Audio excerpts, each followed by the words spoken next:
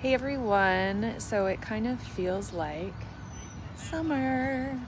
So a couple weeks ago, I had a contest of guessing the faces at the Pittsburgh Institute of Mortuary Sciences, those like death mask kind of things that were on the wall, and was going to do a prize for whoever could guess the most correct. And I had one person guess them all right.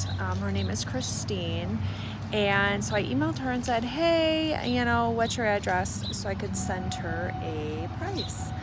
And she's like 15-20 minutes away from me. So I said, how about instead of me sending you a prize, how about we meet for coffee? So that is what we are doing today, is we are meeting for coffee to just chat, get to know her, and so she gets to have a live coffee with Kari with me, one-on-one. This morning we're at Water Street Coffee Joint, which is a local coffee place here in Kalamazoo, Portage, Southwest Michigan area. There's a couple of them, and so we're gonna chat, and I have no idea what she looks like. So that's part of the problem. So it's kind of like I'm going on a blind date with a viewer, sort of, which is fun, but also I'm super nervous.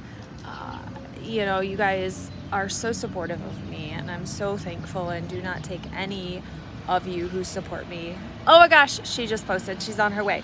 So I will sit here and ramble on then, Christine, until you get here. And I'm on my way here, and this might be the stupidest thing to even talk about, but you guys will often ask, what's the difference between a mortuary and a funeral home and a funeral parlor and everything, all these places? Well, what's the difference between a coffee joint and a coffee house and a coffee parlor, coffee, shop? What's the difference between all of them? So think about those things. Like, you guys ask me those questions all the time, but can you answer them about all the other industries? Like ice cream shop, ice cream parlor, ice cream whatever. It just seems like they use different terms for different things. So it's the same with the funeral home. They literally all mean the same thing, sort of, but they just over time and regionally, when you get into sometimes bigger cities, they use different words for the mortuary and for everywhere. So I don't know why they do that. I don't know that there is a true answer for it. But so I'm at Water Street Coffee Joint. Why? Why is it a joint? It's not like it's got a jukebox or, anything like that. So I have no idea. And it's so gorgeous outside. It's going to be like 40 again next week. So we've been in like the 80s, and now we're dropping down to the 40s. So I didn't bring any of my questions to do coffee with Kari. So if you guys have some, let's do it. If someone has blood taken during an autopsy, and the problem with my phone is those questions are up for such a short period of time. So you just repost it and it'll pop back up for me, and I will answer some questions.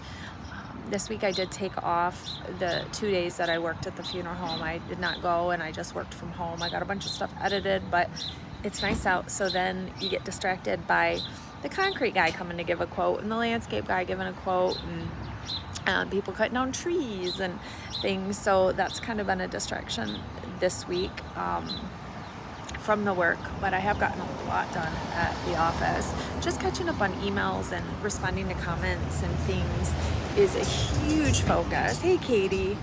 A huge focus that I do. As you guys know, I try and respond to and answer all your questions and answer all your things. So, and sometimes it's a lot of the same questions. Thank you, Layla. Someone has blood taken. Do they have to have results from the funeral? If someone has blood taken, oh, you mean like if they took blood for the autopsy or for like procedures in the hospital and then they died after?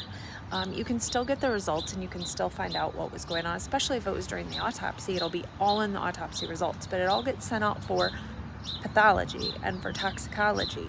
So it can take months to find answers on cause of death if they're waiting on toxicology. Labs get backed up just like everywhere else. So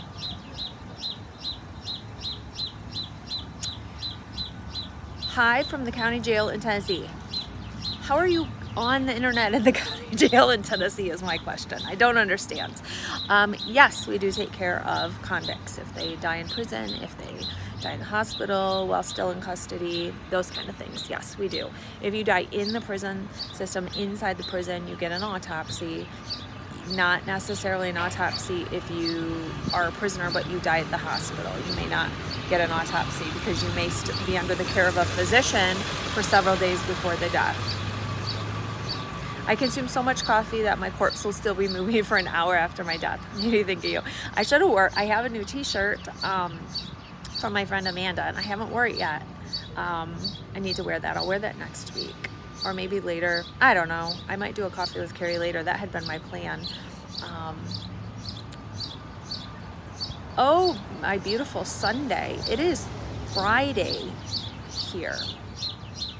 Am I missing? Like, did I sleep through too many days or something? Hey, Laura in Grand Rapids. You're also very close. You're like 20 minutes away from me too. I'm pretty amazed always by how many people are close to me around here.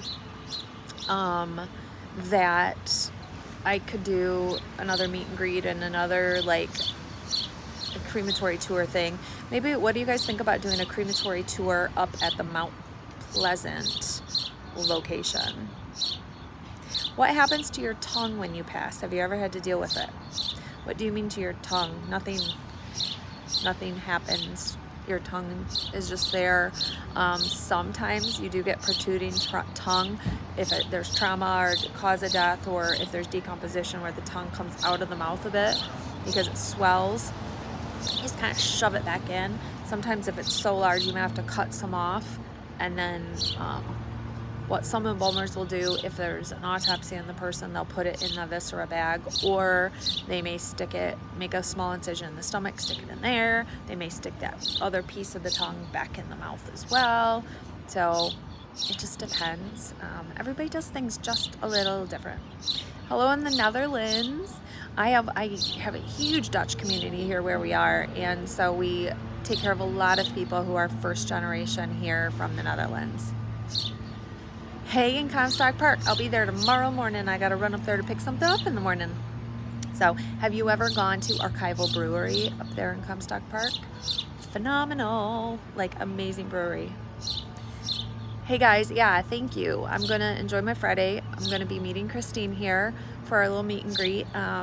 She's the winner of the contest that we had for guessing the faces a couple weeks ago, and this is our prize. We're doing coffee together because we live so close, come to find out, to each other, like 20 minutes away. So this was kind of a fun treat for me to get to meet somebody in person. It's fun to slowly meet. It takes me back, my first meet and greet in California, in LA. It was like my first year of doing my channel. And I was like, well, I'll do a meet and greet, because people always ask me to do meet and greets. And they don't always work out the way you want, because you don't know where to meet if you're going to a new city. And then if nobody shows up, you're just sitting there by yourself. But I had one beautiful soul. Her name's Laura, in LA area, and she drove a while to come meet me at a coffee shop, and her and I sat and had coffee for the longest time. She brought me a gift and a card, and I was just floored, because it is not weird, it's not odd, it's just different to get attention when you don't know why you're getting attention. So yeah. Are you Christine? And Christine's here. Look at, yay! So I'm gonna let you guys go. I'm gonna go have coffee with Christine, but I'll talk to you guys soon. Bye.